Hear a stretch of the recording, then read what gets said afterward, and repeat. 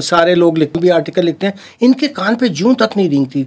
ये ऐसी हमारे ऊपर शराफिया बैठी हुई है कि इनके दो मसाइल हैं। एक तो ये पूरी रियासत के ऊपर पैरासाइट है, मैं वर्ड पैरासाइट यूज़ कर रहा हूँ बड़े क्लियर चुके टर्म में, ये पैरासाइट है। दूसरा ये कि उन्होंने ये भी तय कर लिया है कि आइन हो कोई चीज़ हो, हम आपकी बात भी नहीं सुनेंगे, आपके राइट्स भी नहीं देंगे। अब ये देख लीजिए, हम सारे, मैं भी खैर एक 5 साल कुल वक्ती साफ़ी था, 79 से 84 तक मैंने अपनी ज़िंदगी का आगाज़ किया।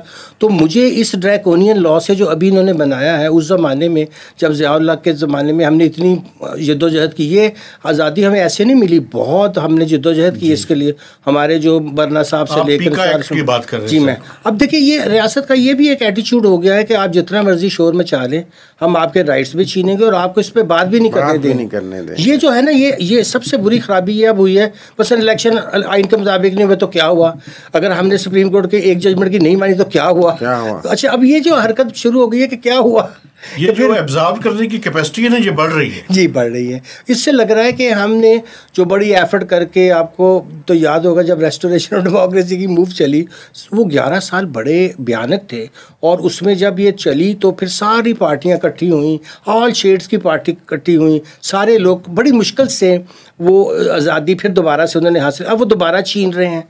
तो टैक्स का मामला भी दरअसल हम पॉलिटिकल इकोनॉमी से हट के, कॉन्स्टिट्यूशन से हट के तो नहीं देख सकते ना। सर, आप क्या समझते हैं कि ये पूरे का पूरा मुआशरा रिवर्स गियर के ऊपर है? जी बिल्कुल रिवर्स गियर के ऊपर है। देखिए, मैं आपको मिसाल दूं कि अंग्रेज़ों ने पूरी दुनिया में किसी जगह भी ये ऐसा लॉ नहीं बनाया, जब वो हाकम भी थे, कि taxation on income other than agriculture income.